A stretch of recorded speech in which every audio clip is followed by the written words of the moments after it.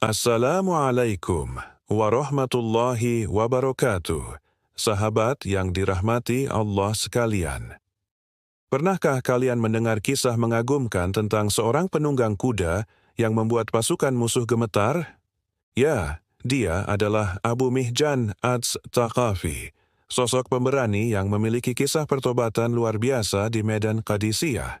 Abu Mihjan Ats-Tsaqafi, sang penunggang kuda surga yang bertobat di medan Qadisiyah, di masa awal Islam, di kota Taif yang terkenal dengan kebun-kebunnya, lahir seorang lelaki yang memiliki bakat kepemimpinan dan keberanian luar biasa, namun juga memiliki kelemahan yang hampir menghancurkan hidupnya. Ia dikenal sebagai Abu Mihjan bin Hudzafah Ats-Tsaqafi, seorang penyair yang lisannya tajam, jiwanya bebas, dan tenaganya sekuat singa. Sebelum masuk Islam, Abu Mihjan terkenal di kalangan Bani Tsaqif sebagai prajurit tangguh dan penunggang kuda yang tak tertandingi. Namun, ia juga dikenal memiliki kelemahan, kecintaannya pada khamr, minuman keras. Bahkan setelah ia memeluk Islam, kebiasaan itu masih sesekali menyeretnya kembali, sehingga ia berkali-kali dihukum cambuk karena pelanggarannya. Di balik semua itu, Abu Mihjan memiliki hati yang lembut dan cinta mendalam kepada Allah dan Rasul-Nya. Ia tidak pernah membela kesalahannya, dan setiap kali ia tergelincir, ia menangis dalam doa memohon ampunan. Ya Allah, Engkau tahu aku mencintai jihad di jalan-Mu dan membenci perbuatan maksiatku sendiri. Jika Engkau ampuni aku, jangan biarkan aku mati kecuali di medan perang, menghunus pedang untuk-Mu.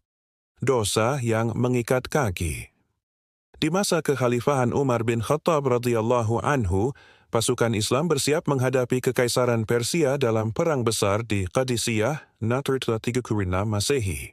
Panglima yang ditunjuk Umar adalah Sa'ad bin Abi Waqqas, singa tua yang bijaksana dan tak terkalahkan.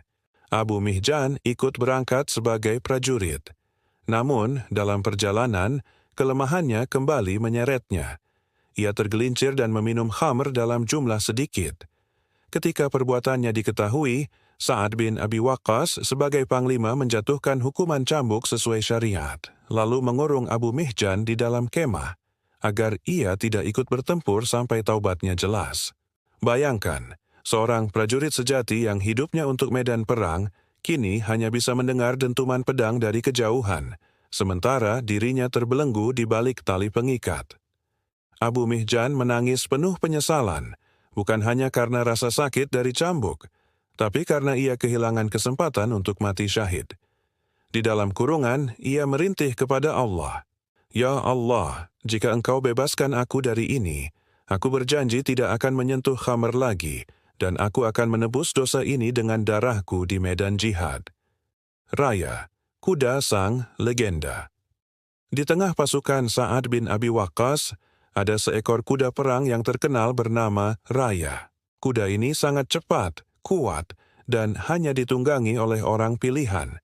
Biasanya, hanya Sa'ad sendiri yang mengendarainya. Hari itu, ketika pertempuran semakin sengit, istri Sa'ad, Salma, melihat kegelisahan Abu Mihjan di balik tali pengikat. Ia merasa iba. Melihat pasukan Islam hampir kewalahan, ia mendekati Abu Mihjan dan berkata, Wahai Abu Mihjan, aku akan melepaskanmu. Pergilah dan bertempurlah. Tapi demi Allah, jangan kau kembali jika hanya ingin kabur dari medan ini. Air mata Abu Mihjan jatuh. Ia bersumpah, jika aku keluar, aku akan bertempur hingga Allah memberiku kemenangan atau syahid. Dan demi Allah, jika aku selamat, aku akan kembali ke sini dan menyerahkan diri. Salma pun melepaskannya dan memberinya kuda raya. Begitu Abu Mihjan menaiki kuda itu, ia melesat ke medan perang seperti angin topan. Para prajurit hanya melihat sosok berpakaian penutup wajah, bergerak begitu cepat, menebas barisan Persia kiri dan kanan, malaikat atau manusia. Pasukan Muslim terkejut melihat penunggang misterius itu. Mereka berseru, "Siapa dia? Demi Allah, dia bukan dari pasukan kita." Kecepatannya begitu luar biasa, sehingga sebagian prajurit mengira ia adalah malaikat yang turun dari langit.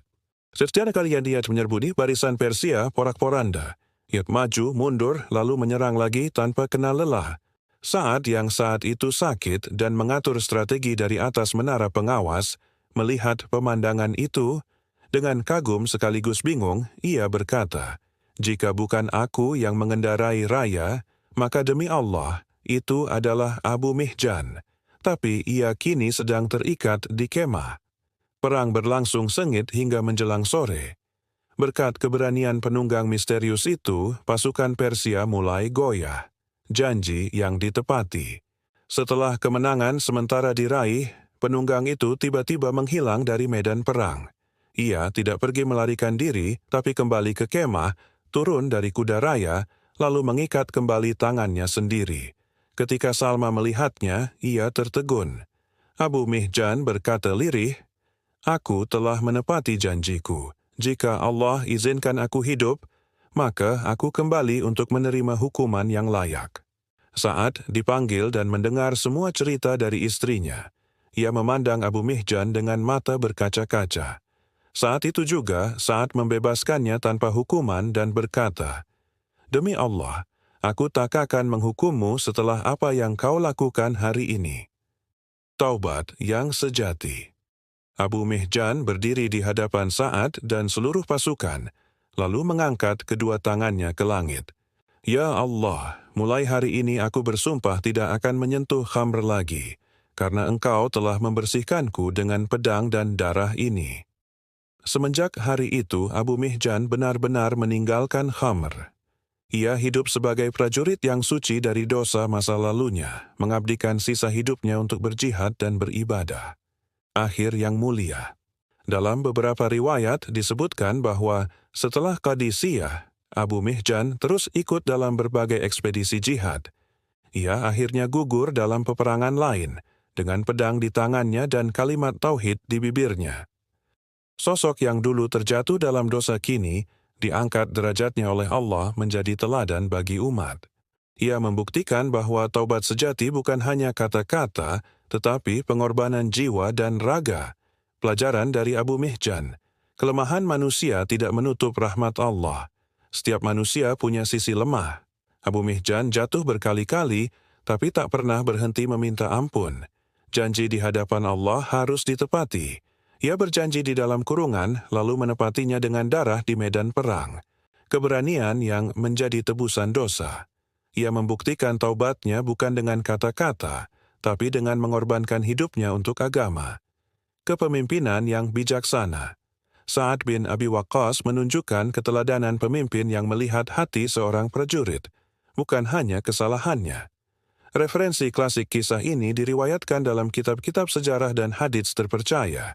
Di antaranya, Tarikh At-Tabari, Juz 3, Al-Bidayah wan Nihayah oleh Ibnu Katsir, Juz 7, Al-Isti'ab fi Ma'rifat al-Ashab oleh Ibnu Abdul Bar, Asadul Ghabah fi Ma'rifat al-Sahabah oleh Ibnu Atsir, Kitab Futuh al-Buldan oleh Al-Baladzuri. Sungguh, Allah Maha Pengampun bagi siapa saja yang bertaubat dengan sungguh-sungguh. Jangan pernah putus asa dari rahmat-Nya.